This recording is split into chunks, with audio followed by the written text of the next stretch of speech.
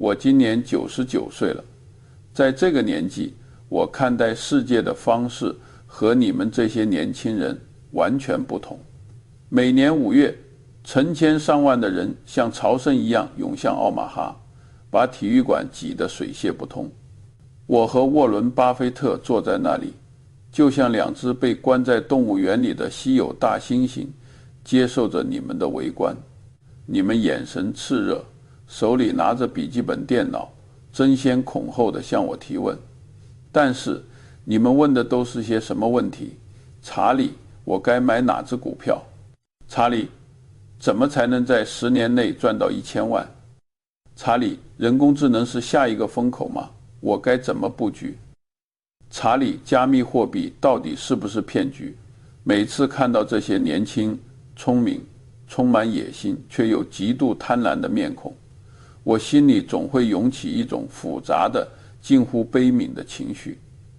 因为我知道你们彻底搞错了，你们像一群在森林里迷路的人，盯着地上的蚂蚁搬家，却忽略了头顶即将崩塌的巨石。你们盯着那些只决定你人生财富10%的股票代码，却完全忽略了那个决定你90%幸福感和最终财富的黑天鹅因素。你们整天研究美联储会不会加息，研究国内生产总值会不会衰退，好像那是你们能控制的一样。真正重要的不是宏观经济，也不是下一只10倍股，而是每天晚上回家躺在你身边的那个人是谁。如果让我用这100年的痛苦、挫折和最终获得的这点微不足道的智慧，给你们一个建议，听好了，只有傻瓜才会把全部精力花在选股上，而对人生最大的合伙人视而不见。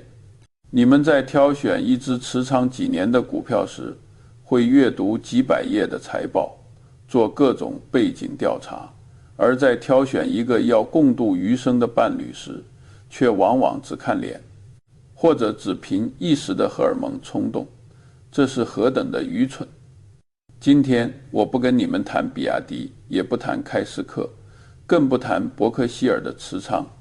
我要给你们上一堂真正的投资课，关于如何避免让你的人生破产，以及如何找到那个能让你复利滚雪球的终极合伙人。咱们先来算算账。我知道现在的年轻人都喜欢讲复利，喜欢讲滚雪球，把爱因斯坦那句复利是世界第8大奇迹挂在嘴边。你们在那儿按计算器算出如果每年15%的收益率，40年后会变成多少钱。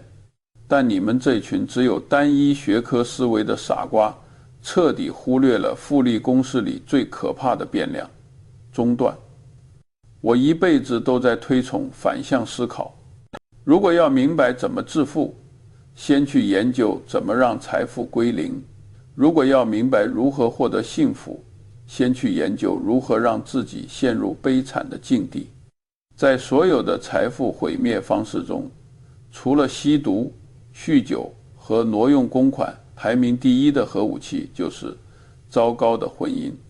很多人天真的以为离婚的代价只是资产分一半，这种线性思维太幼稚了。我有200万，给对方100万，虽然心疼，但还能活，对吧？大错特错。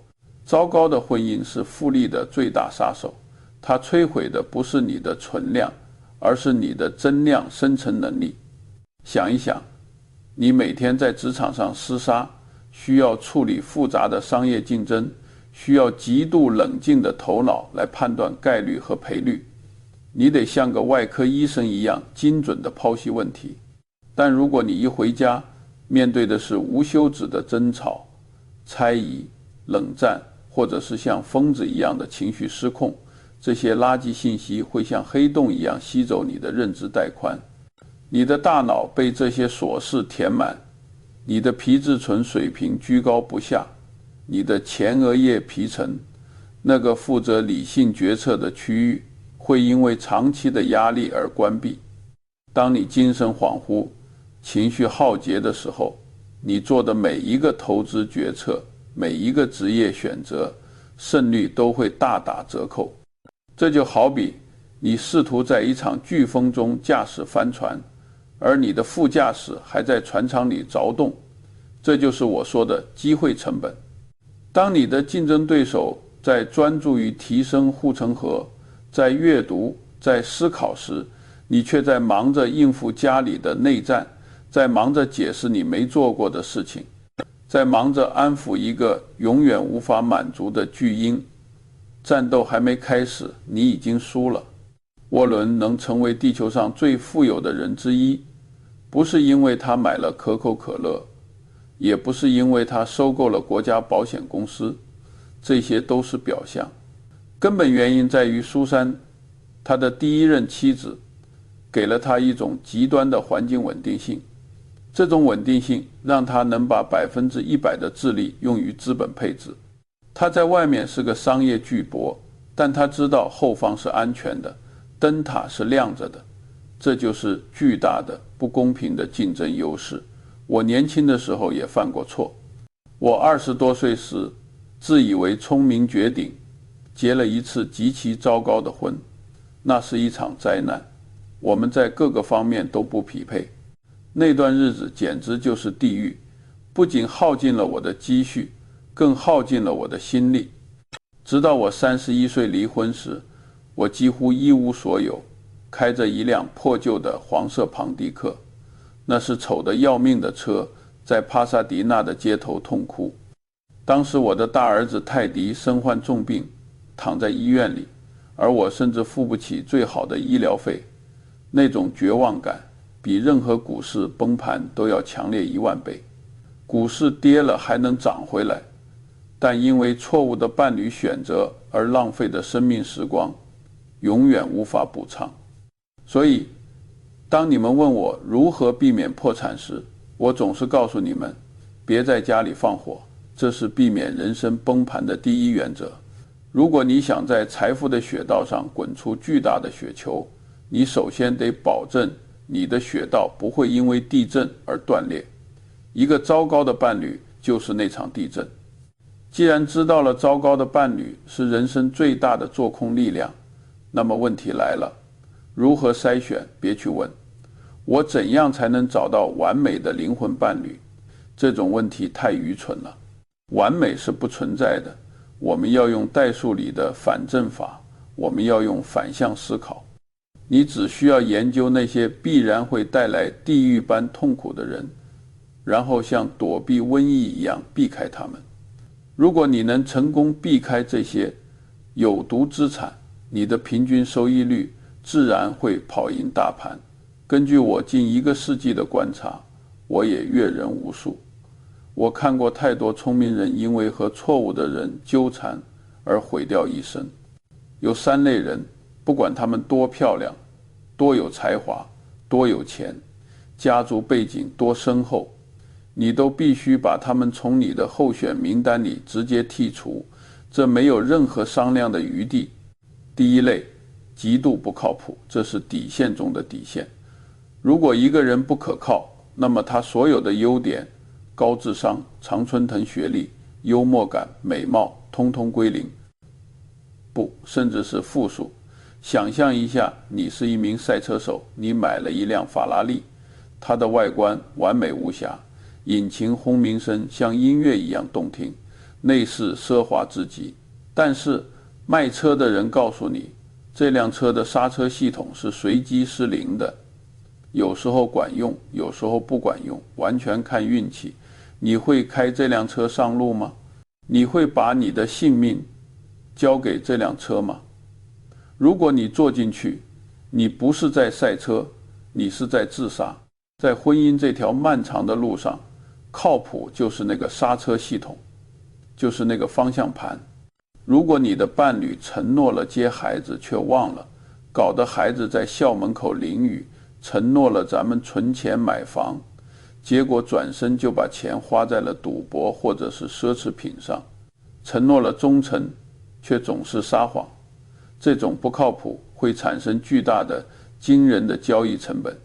你必须把你宝贵的生命浪费在核查和补救上。你不敢信任他做的任何事，你得像个监工一样盯着他。你的大脑内存被这些无效的警报占满了。记住，信任是社会交换中效率最高的经济工具。如果你不能信任你的伴侣，你们的生活就是一场无休止的高成本的扫雷游戏。这种生活是不可持续的。无论这个人多么迷人，一旦你发现他的承诺毫无重量，立刻止损。别想着你能改变他，这种根植于骨子里的不可靠是很难通过后天的说教来扭转的。哪怕他再有钱，如果不靠谱，那些钱迟早也会像沙子一样流走。第二类，受害者心态，这种人最毒，他们就像行走的放射性物质。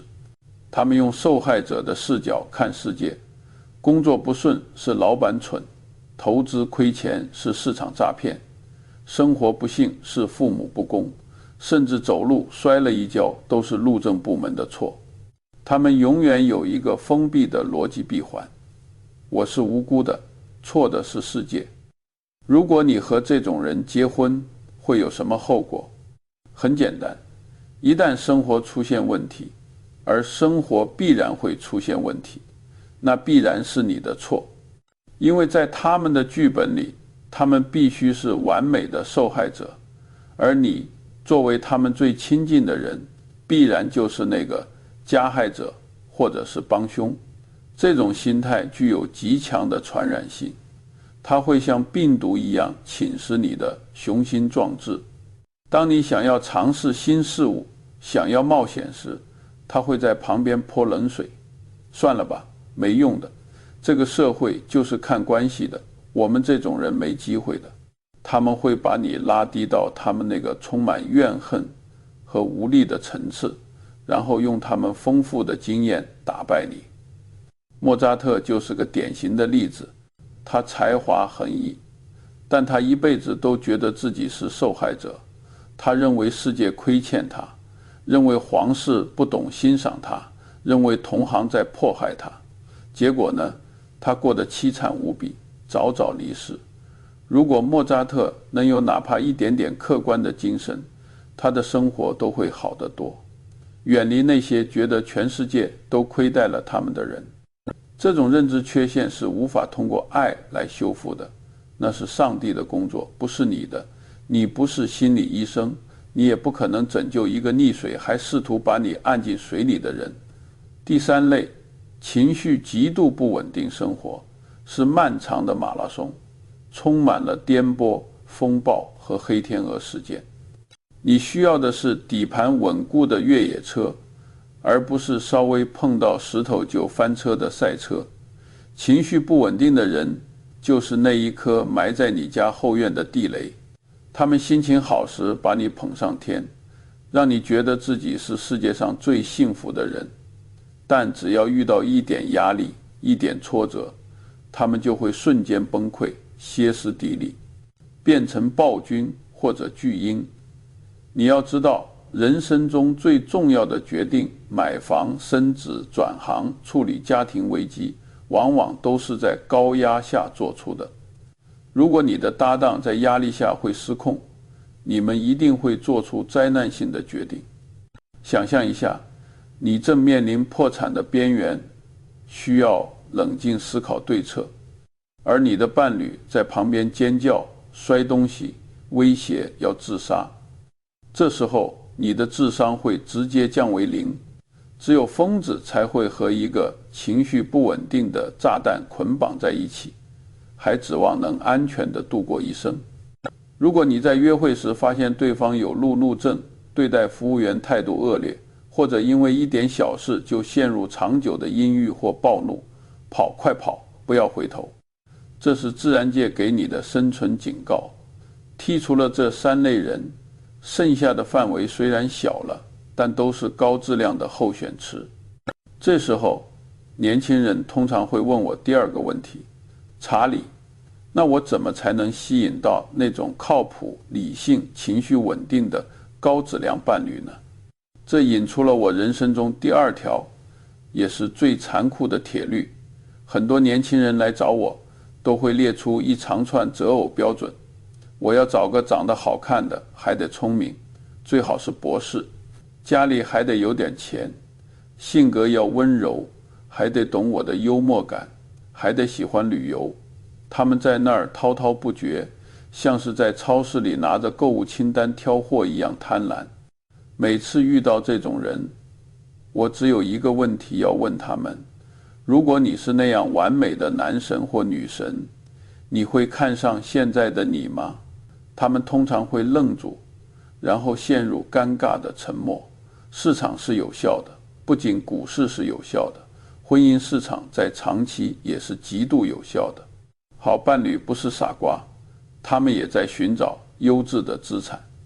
如果你懒散、情绪化、不读书，整天刷短视频，身体亚健康，负债累累，你想找一个自律、博学、理性、富有且健美的伴侣来拯救你的人生，这不叫投资，这叫诈骗。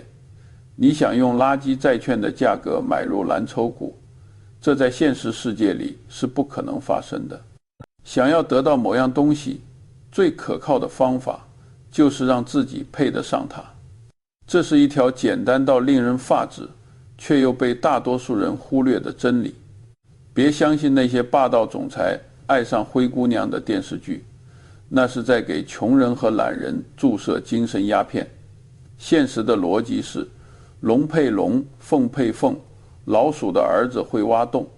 真正长久幸福的婚姻，从来不是靠高攀或者扶贫撑起来的，而是基于价值对等的合伙关系。我和沃伦合作了50多年，我们从未吵过架。为什么？因为我们是同类，我们都极度理性，都诚实，都极度热爱阅读。我们每天大部分时间都在坐着读书、思考。如果我整天只知道打高尔夫、酗酒、泡吧，沃伦根本不会多看我一眼。我们的合作也不可能持续半个世纪。如果我不努力提升自己的思维模型，不努力理解商业的本质，我就无法跟上沃伦的节奏，我早就被踢出伯克希尔的董事会了。同样的，如果沃伦停滞不前，我也不会对他保持如此高的敬意。所以，年轻人别老盯着别人看，把那该死的注意力放回自己身上。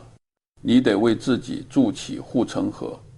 这个护城河不是你爸妈给你的房子，而是你的性格、你的判断力、你的学识、你的情绪控制能力。当你把自己打造成一家经营状况良好、现金流充沛、护城河宽的优质企业时，你根本不用去追逐资金，资金会主动来找你。那个同样出色的人会在人群中一眼认出你，因为优秀的人之间有一种天然的引力。如果你觉得自己现在还是一坨烂泥，那就别指望能糊上墙，先去把自己烧成一块砖。这就是所谓强者的吸引力法则。假设你运气不错，避开了疯子，也提升了自己，找到了一个势均力敌的伴侣，结了婚，是不是就万事大吉，从此过上童话般的生活了？只有天真的傻瓜才这么想，真正的考验才刚开始。这也是为什么即使是两个好人，有时候生活还是会变成地狱。很多人婚姻不幸，不是因为选错了人，而是因为预期管理彻底失败。本杰明·富兰克林，我的精神偶像，他曾说过一句关于婚姻的至理名言，建议你们把它刻在脑门上：结婚前睁大眼睛，结婚后睁一只眼闭一只眼。这是什么意思？这是一种类似于从风险投资转为价值投资的策略切换。在确立关系之前，也就是你的尽职调查阶段，你得做最严格的审查。你得睁大眼睛，拿着用显微镜去看他的缺点。别光看他送你礼物时有多大方，那都是营销成本。你要看他堵车时会不会骂脏话，那是他在压力下的本性；观察他对服务员是否有礼貌，那是他对弱者的态度；看看他和父母的关系是否健康，那是他未来的家庭模板。你得问自己一个残酷的问题：如果他的这个缺点，比如说他不爱做家务，或者他睡觉打呼噜，或者他喜欢花钱买电子产品，我能忍受50年吗？如果答案是不，那就别进场，别幻想结了婚你能把他变成另外一个人。这是人类最大的错觉。你想把猫训练成狗，结果猫都疯了，你也跟着疯了。但是一旦你调查清楚了，接受了这些缺点，并在结婚证上签了字，那就算投资完成了。你的策略必须立刻大转弯，彻底换个方向。现在你得学会睁一只眼闭一只眼，大幅度降低你的期望值。你得接受睡在你身边的那个人不是神，不是电影明星，只是个有各种坏习惯的，会放屁，会打嗝，会有情绪的普通灵长类动物。他会忘记纪念日，他会莫名其妙地发脾气。如果你每天都盯着这些缺点，用放大镜找他的毛病，那你就是在透支自己的幸福。你得学会看大局。只要他在重要的事情上靠谱，比如对家庭忠诚，在危机时刻挺身而出，在大是大非面前有原则，那么生活中那些牙膏盖没拧紧，袜子乱扔的琐碎小事，就随他去吧。婚姻是有代价的，但这是最昂贵的代价，信任的代价。沃伦和我一起管理着价值数千亿美元的帝国，但我们之间没有签过繁琐的书面合同，也不需要律师在中间传话。我知道他不会骗我，他也知道我不会骗他。正是这种无缝的信任，帮我们省下了无数的律师费、谈判时间和心理压力，效率高得惊人。婚姻也是一样的，如果你能找到一个完全信任的人，就不用去查他的手机，也不用担心他会转移财产，哪怕他晚回家1个小时也不用担心。这样的安心才是婚姻带给你最大的红利，它让你的心安定下来，精力可以用在更重要的事情上。无论在商业还是婚姻中，如果你总是对别人抱有不切实际的高期待，你的一生将注定在悲惨和失望中度过。幸福的秘诀很简单，低期望值。最后，我想跟你们聊聊退出机制。在风险投资领域，刚开始投钱的第一天，投资人就在想着怎么退出，怎么通过上市，怎么卖给下一轮买家，然后套现离开，去寻找下一个猎物。但在婚姻这笔投资里，如果你一开始就想着退出机制，那注定会失败。婚姻是世界上极少数必须用买入并长期持有策略才能获得最大收益的资产。现在的年轻人太浮躁了，我的手机坏了，所以我买了新的，衣服旧了就买新的，哪怕是人际关系也觉得是可替代品。这种消费主义的习惯毒害了你们的感情观。一旦发生争吵，一旦出现摩擦，你们不是在想着怎么修复它，而是在想我是不是选错了股票，要不要割肉离场，下一个会不会更好。这就是现在离婚率这么高的原因。你用的是短线交易的思维去管理一个需要持有100年的资产。你得明白，这市场上换手的成本特别高。如果你老换伴侣，以为是在找更好的，其实是在不断消耗你的感情资本。每次分手都会带走你一些信任感，一部分天真，还有一点心理承受力。久而久之，你变得世故又冷漠，满身防备，像个刺猬。你以为自己是爱情老手，其实你的情感账户早已破产。真正的高手，就像我和沃伦持有可口可乐一样，紧紧抓住那个对的人。在过去几十年里，可口可乐也遇到过危机，糖分被质疑，市场份额被挑战，管理层出过问题，但我们没卖掉，因为我们知道它的核心商业模式是好的，它的品牌护城河是深的。我们都知道，只要给时间，它会走完整个循环，重新上涨。婚姻也是一样，经过漫长的50年，你们肯定会有想掐死对方的时刻，也一定会有互相看不顺眼的低谷期，这很正常，这是周期的一部分。不要被短期的波动影响，从而否定了长期的价值。只要那个人的本质可靠、正直、情绪稳定，没有变，你就应该坚持下去。你需要做的就是耐心点，多一点沟通。沟通就像给花园浇水，不是像屠夫那样砍树。这种坚持会带来巨大的复利，而且这种复利不是钱。我活到99岁，能告诉你们一个秘密：当你老了，走不动了，躺在医院的病床上时，或者坐在空荡荡的豪宅里时，你银行账户里那一串数字对你毫无意义。你的名声，你在福布斯排行榜上的位置，都像过眼云烟。